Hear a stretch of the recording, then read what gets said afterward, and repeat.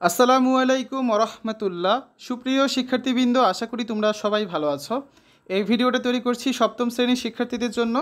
2024 সালের সপ্তম শ্রেণীর গণিত বইয়ের ষষ্ঠ অধ্যায় সর্বসমতা ও সদিশতা এর প্রথম পর্বে আজকে আমরা দেখব 125 পৃষ্ঠা এবং 128 পৃষ্ঠার ছকের সমাধান।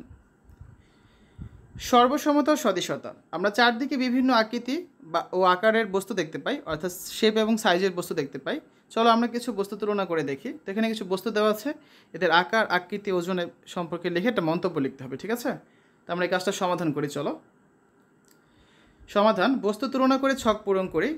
প্রথমে বস্তুটার আকার হচ্ছে ভিন্ন, তবে এদের আকৃতি হচ্ছে একই, এদের ওজনও ভিন্ন হবে। কারণ মন্তব্য দেখো, পাতা দুটি দেখতে একই রকম কিন্তু আকারে ভিন্নতা আছে।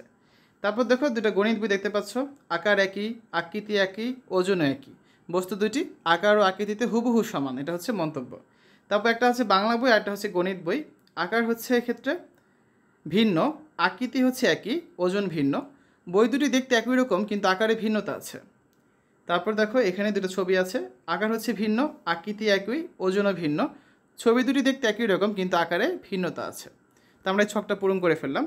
তোমরা উপরের ছক থেকে বুঝতে পারছো যে কিছু জিনিস দেখতে হুবহু সমান, আবার কিছু দেখতে একই রকম কিন্তু সমান নয়। যেমন আম গাছের যে দুটি পাতা তুলনা করবে তারা দেখতে একই রকম হলেও আকারে তাদের ভিন্নতা রয়েছে। আবার তোমাদের যে কোনো দুইজনের গণিত বই সব দিক থেকেই একই রকম। জ্যামিতিক আকৃতিগুলোর ক্ষেত্রে এমন দেখা যায়, দুটি আকৃতি একেবারে সব দিক থেকে একই রকম হতে পারে, আবার একই ধরনের দুটি আকৃতির আকারে ভিন্নতা থাকতে পারে। এই ধারণাগুলোর খুব সুন্দর নাম রয়েছে, সর্বসমতা ও সদিশতা। আমরা কিছু কাজের মাধ্যমে এই ধারণাগুলোকে এই অধ্যায়ে বুঝব। সর্বসমতা, এইমাত্র কিছু জিনিসের যে তুলনা করেছি সেগুলোর মাঝে একটি তুলনা ছিল তোমাদের দুটি গণিত বইয়ের, তাদের আকার, আকৃতি এবং ওজন সব কিছুই মিলে গিয়েছিল। কিন্তু জ্যামিতিক আকৃতিও এমন সব দিক থেকে মিলে যেতে পারে। দুটি ত্রিভুজকে যদি আমরা তুলনা করতে চাই তাহলে দেখব তাদের তিনটি কোণ এবং তিনটি বাহুই মিলে যায় কিনা। এমনভাবে সব দিক থেকে যদি মিলে যায় তাহলে আমরা দুটির আকৃতিকে বলবো সর্বসম। সব কিছু সমান হচ্ছে, তাই আমরা সংক্ষেপে তাদেরকে সর্বসম বলেছি, মানে সব কিছু সমান। দুটি জ্যামিতিক আকৃতি সর্বসম কিনা তা দেখার জন্য একটি উপায় হচ্ছে তাদের অংশগুলো পরিমাপ করে মিলিয়ে দেখা। যেমন ত্রিভুজের ক্ষেত্রে সব কয়টি কোণ এবং বাহু। আমরা দুটি জ্যামিতিক আকৃতির চিত্রকে সরাসরি তুলনা করতে পারি একটিকে আরেকটির উপরে রেখে। চলো আমরা একটি খেলার মাধ্যমে সেটির উপায় বের করি। কাগজের এরোপ্লেন।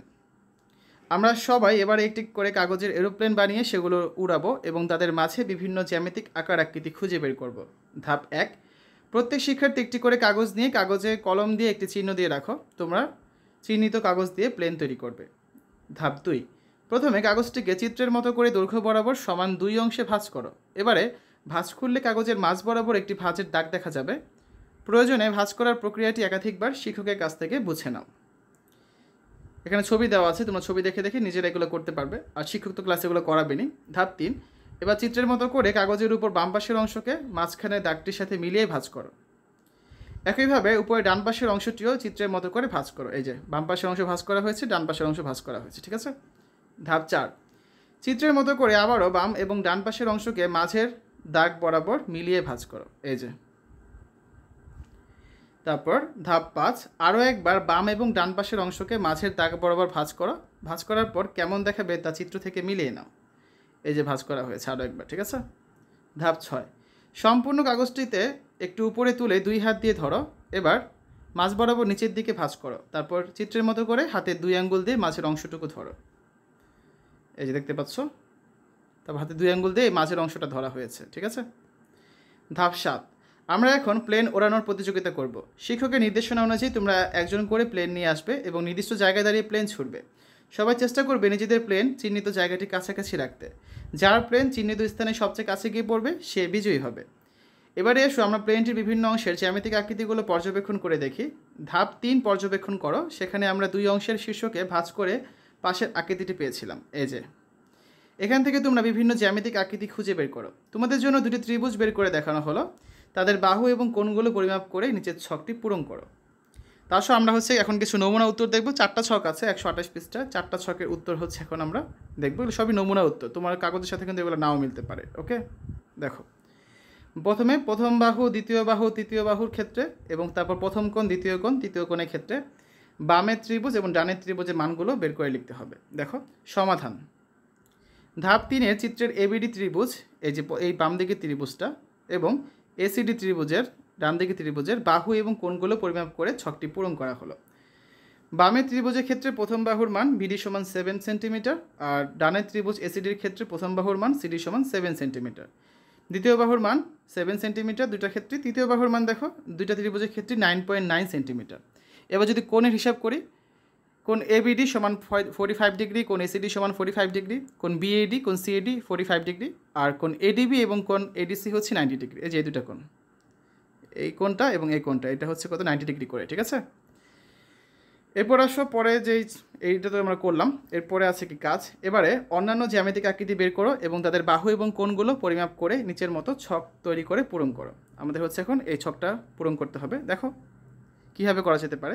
ধাপ 3 চিত্রের বিডিজিই, এই যে অংশটা রয়েছে নিচে বিডিজিই, এটা একটা আয়তক্ষেত্র বা চতুর্ভুজ, এবং সিডিজিএফ এটা হচ্ছে আরেকটা চতুর্ভুজ, যাদের বাহু এবং কোণগুলো পরিমাপ করে ছক পূরণ করা হলো। তাহলে প্রথম বাহু, দ্বিতীয় বাহু, তৃতীয় বাহু, চতুর্থ বাহু, চারটা বাহু হচ্ছে না, একটা দুইটা তিনটা চারটা, আবার এখানেও কয়টা, একটা দুইটা তিনটা চারটা। আবার সেমভাবে চারটা কোণও আছে, যে একটা কোণ, দুইটা কোণ, তিনটা কোণ, চারটা কোণ। পরে চিত্রক্ষেত্র সেম। তাহলে এগুলোর ক্ষেত্রে আমরা কী বলতে পারি, বামের যে আয়তটা আছে এটার নাম কি, এটার নাম হচ্ছে বিডিজিই, ঠিক আছে। আর ডানের আয়তের নাম হচ্ছে সিডিজিএফ। এই দুইটার ক্ষেত্রে আমাদের হচ্ছে মান বার করতে হবে। তো আমরা মান পেলাম যে প্রথম বাহুর মান পেয়েছি আমরা দুইটার ক্ষেত্রেই 7 সেন্টিমিটার করে, দ্বিতীয় বাহুর মান পেয়েছি 21 সেন্টিমিটার করে, তৃতীয় বাহুর মান পেয়েছি 7 সেন্টিমিটার করে, চতুর্থ বাহুর মান পেয়েছি 21 সেন্টিমিটার করে। আর কোণগুলো পেয়েছি দেখো, আয়তক্ষেত্র এখানে ছিল, প্রত্যেকটা কোণ হচ্ছে 90 ডিগ্রি করে। ক্লিয়ার। এবার উপরের আয়তনটা দেখো আমরা কী পেয়েছি, এবিসি যেটা ছিল, এই যে এটা, এই অংশটা আয়তন বের করেছি আমরা এখানে। তাহলে প্রথম বাহুর মান পেয়েছিলাম 2 সেন্টিমিটার, দ্বিতীয় বাহু 2 সেন্টিমিটার, তৃতীয় বাহু 2 সেন্টিমিটার, চতুর্থ বাহু এডি সমান পেয়েছি 1.5 সেন্টিমিটার, এবং কোণগুলো পেয়েছি কত, তিনটা কোণ 60 ডিগ্রি করে, আর কোণ বিডিসি সমান 180 ডিগ্রি পেয়েছি, যে এই কোণটা, কোণ বিডিসি এটা হচ্ছে 180 ডিগ্রি কোণ, ঠিক আছে। তো আমরা এই মানগুলো লিখে ফেললাম, দুইটা ছক পূরণ করে ফেললাম। তারপর দেখো এবারে ধাপ 4 তৈরি হওয়া জ্যামিতিক আকৃতির জন্য একই রকমভাবে কোণ এবং বাহু পরিমাপ করে নিচের ছকটি পূরণ করো। উদাহরণ হিসেবে চতুর্ভুজের জন্য ছক তৈরি করে দেওয়া হলো। এই যে প্রথম বাহু, দ্বিতীয় বাহু, তৃতীয় বাহু, চতুর্থ বাহু, আবার প্রথম কোণ, দ্বিতীয় কোণ, তৃতীয় কোণ, চতুর্থ কোণ, এগুলো পূরণ করতে হবে বামের চতুর্ভুজের জন্য এবং ডানের চতুর্ভুজের জন্য। আসা সমাধান করি আমরা।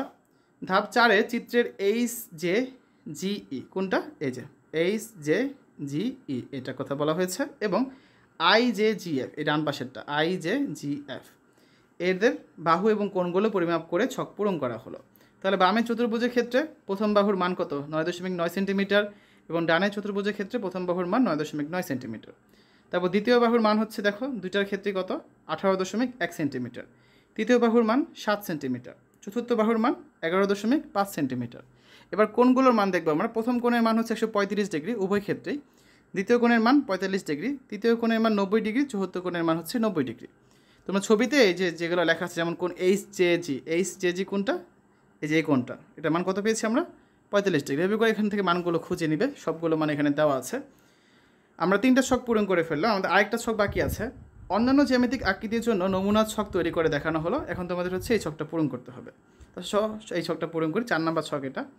ধাপ 4 চিত্রের AHJ, এই যে এই অংশটা, এই একটা ত্রিভুজ আছে, আর এখানে আরেকটা ত্রিভুজ আছে AIJ, এই ত্রিভুজের বাহু এবং কোণগুলো পরিমাপ করে ছকটি পূরণ করা হলো। তাহলে ত্রিভুজের 3টা বাহু থাকবে এবং 3টা কোণ থাকবে। বামের ত্রিভুজ হচ্ছে AHJ, ডানের ত্রিভুজ হচ্ছে AIJ। দুটো ত্রিভুজের ক্ষেত্রে প্রথম বাহুর মান হচ্ছে 9.9 সেন্টিমিটার, দ্বিতীয় বাহুর মান হচ্ছে 9.9 সেন্টিমিটার, তৃতীয় বাহুর মান পেয়েছি 18 সেন্টিমিটার। আর কোণগুলো পেয়েছি কত, প্রথম কোণ 22.5 ডিগ্রি, দ্বিতীয় কোণ 22.5 ডিগ্রি, আর তৃতীয় কোণ হচ্ছে 135 ডিগ্রি। খেয়াল করে দেখবে তিনটা কোণের সমষ্টি সবসময় কিন্তু 180 ডিগ্রি হবে, ঠিক আছে। কোনোভাবেই এর থেকে কম বা বেশি হওয়া যাবে না। তা আমরা হচ্ছে চতুর্থ ছক বা 4 নম্বর ছকটা পূরণ করে ফেললাম। এবারে আরেকটি কাগজ নিয়ে প্লেন তৈরির ধাপ 3 পর্যন্ত আগাও। দুই পাশে উৎপন্ন ত্রিভুজের সমান করে কাগজ কেটে নাও। তারপরে ধাপ 4 মতো করে আরেকটি ভাঁজ করো এবং আবারও দুই পাশে উৎপন্ন ত্রিভুজের আকৃতিকে দুই পাশেই কাগজ কেটে নাও। এবারে এই দুই জোড়া ত্রিভুজেরই একই রকম বাহুগুলোর একটিকে আরেকটির উপর বসাও। একটি ত্রিভুজকে আরেকটি ত্রিভুজের উপর সমানভাবে পতন ঘটাচ্ছি আমরা, তাই আমরা এইভাবে মিলিয়ে দেখাকে বলবো সমাপাতন বা সুপারপজিশন। একটি ত্রিভুজ আরেকটি ত্রিভুজের উপরে সমাপতিত হয়েছে। এক্ষেত্রে একইভাবে আমরা যে কোনো জ্যামিতিক ক্ষেত্রকেই পরীক্ষা করে দেখতে পারি তারা সমাপতিত হচ্ছে কিনা। দুটি ক্ষেত্র যদি সমাপতন করলে মিলে যায় তাহলেই তারা সর্বসম হবে, ঠিক আছে। আমরা দেখো এখানে আগামী ক্লাসে হচ্ছে এখানে একটা কাজ করব, দুটো প্রশ্ন দেওয়া আছে। ত্রিভুজের বিসি বাহু 3 সেন্টিমিটার লম্বা, আর এই বিন্দু থেকে বিসি বাহুর উপরে আঁকা লম্বের দৈর্ঘ্য 2 সেন্টিমিটার। তোমাদের হচ্ছে এই তথ্যগুলো ব্যবহার করে একটি ত্রিভুজ আঁকতে হবে চাঁদা এবং রুলার ব্যবহার করে। তো এটার সমাধান আমরা আগামী ক্লাসে করে দিব। তো শিক্ষার্থীরা, এতক্ষণ তোমরা দেখলে সপ্তম শ্রেণীর গণিত 6ষ্ঠ অধ্যায় সর্বসমতা ও সদিশতা 125 পৃষ্ঠা এবং 128 পৃষ্ঠা ছকের সমাধান। আশা করি ভিডিওটা তোমাদের কাছে ভালো লেগেছে। সকলের সুস্থতা কামনা করে আজ এখানে বিদায় নিচ্ছি। আল্লাহ হাফেজ।